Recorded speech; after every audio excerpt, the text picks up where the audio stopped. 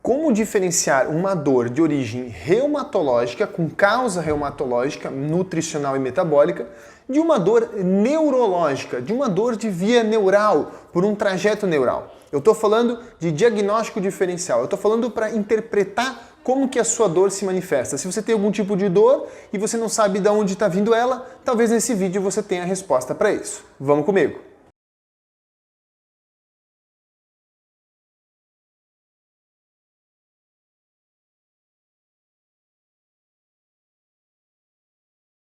O meu nome é Murilo José Tambosi, eu sou fisioterapeuta, trabalho com várias técnicas e tratamentos conservadores. E se você não me conhece aqui do canal do YouTube ou do Instagram, dependendo de você está vendo, toda semana eu posto conteúdo sobre dor, exercício, lesão e um pouco sobre o meu trabalho.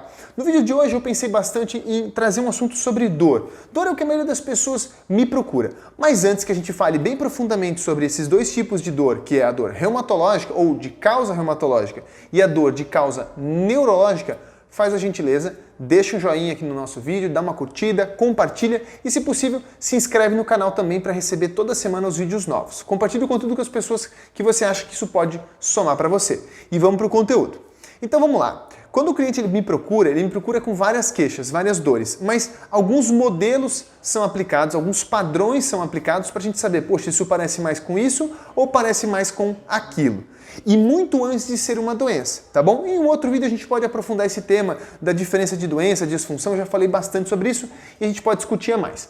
Mas eu quero falar para você das características da dor de origem reumatológica. Tá? Entenda que não é porque você foi lá, fez um exame no reumatologista e fez o fator reumatoide ou outros marcadores reumatológicos e deu totalmente negativo que você não tem uma dor de característica reumatológica. Por que isso, Murilo? Porque necessariamente esses exames foram feitos para localizar doenças reumatológicas. Talvez você não tenha esse quadro, você esteja num processo de adoecimento que é conhecido como disfuncional. Então existem as disfunções reumatológicas. Como que a gente constata isso? Quais são os pequenos achados?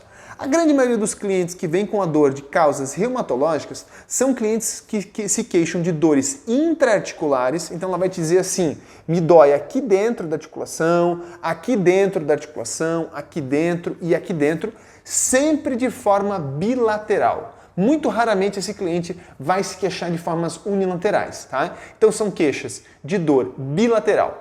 Outro ponto importante, na maioria dos casos, dependendo do nível com que esse cliente tem essa disfunção, ele vai relatar um pouco de inchaço, um pouco de edema, um pouco de inchaço da articulação, de extensão da cápsula articular, porque o líquido que tem ali dentro, o líquido sinovial, não está sendo bem trocado.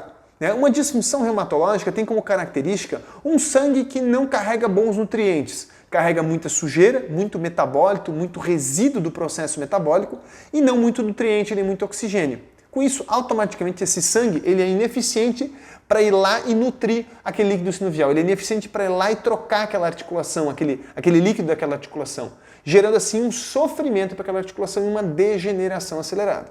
Isso é uma característica reumatológica.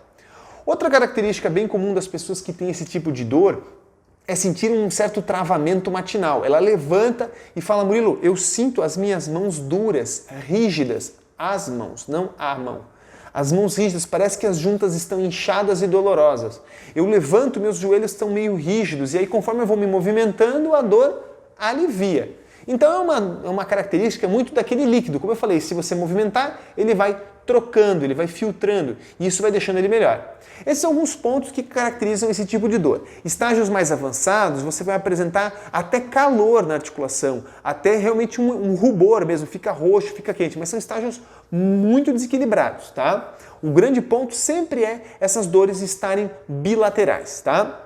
Quando também no estágio avançado, isso varia muito, mas o cliente ele também vai apresentar sempre um processo degenerativo um pouco acelerado. Então, a nível dos ombros, a nível do quadril, a nível do joelho, você observa um grau elevado de degeneração. Tá?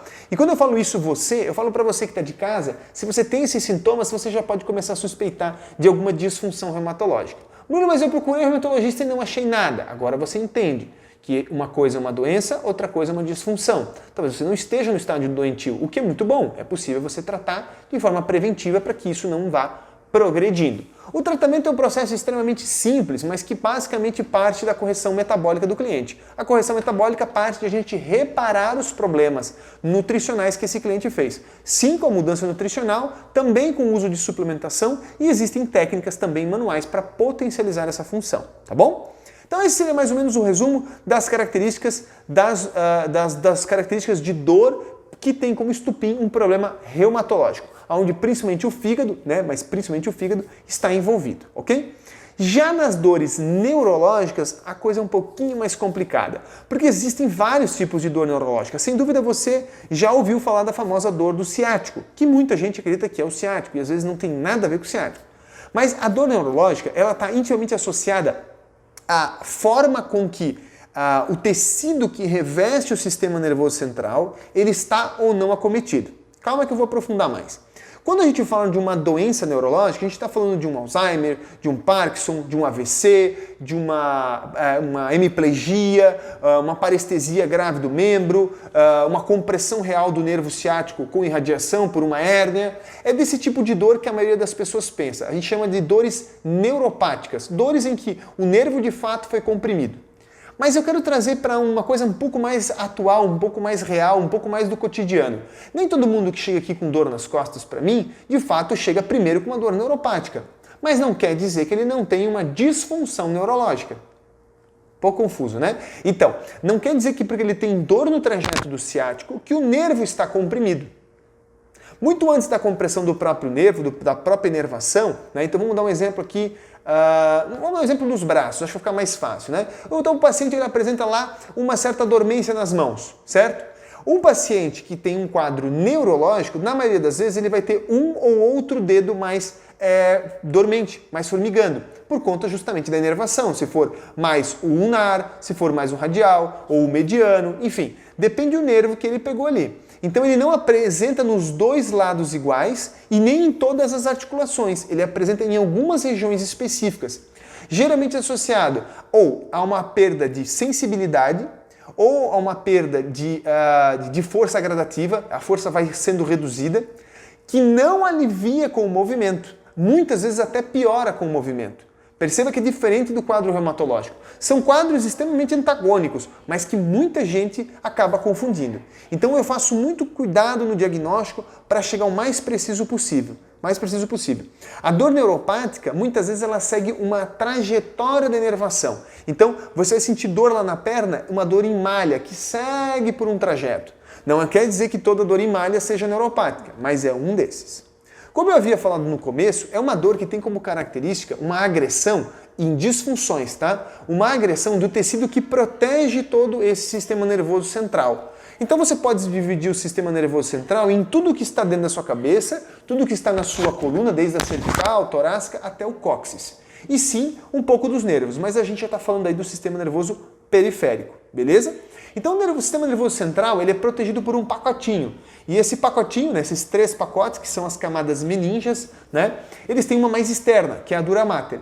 Qualquer tensão empregada na dura mater, qualquer carga mecânica empregada na dura mater, independente da causa que seja, vai gerar aí uma disfunção neurológica. Então você pode ter desde formigamento na mão, como eu acabei de falar, você pode ter perda de sensibilidade talvez na região da perna, lá no tibial anterior, você pode ter dor lombar, você pode ter dor de cabeça, certo? Então a dor neurológica ela segue um padrão totalmente diferente, tá? Percebe como é bem antagônico?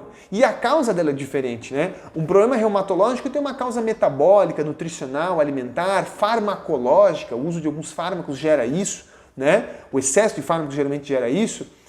Já a dor neurológica ela tem causas mais mecânicas, desde traumas, cirurgias, problemas dentários, históricos de sinusite, lesões na própria coluna, uma hérnia. Então, são quadros nesse sentido. A gente sempre busca saber em que grau está o problema para poder dar a conduta adequada. Então, se o cliente ele vem com uma hérnia extrusa, compressiva, que caiu no canal lá, já está sequestrada até e realmente já praticamente comprimiu todo o canal medular, não tem muito o que fazer no tratamento conservador. Muitas vezes isso é cirúrgico. Nós estamos diante de uma doença neurológica, certo? Que se não tratada emergencialmente pelo médico, por um processo invasivo, automaticamente o cliente pode ter a perda definitiva da sensibilidade ou da parte motora ou de ambos, tá bom? Já se o cliente está com uma perda da sensibilidade, talvez numa musculatura, ou da ativação de um músculo, uma fraqueza, como as pessoas gostam de dizer, talvez ele esteja diante de uma disfunção neurológica, uma disfunção. Tá bom? Espero que esse vídeo tenha sido esclarecedor para você, que você entenda a diferença entre os dois tipos de dor e se você tem algum tipo de dor, ou se você tem algum cliente que tem algum tipo de dor, quiçá você saiba encaminhar esse tipo de cliente, tá bom? No mais, muito obrigado.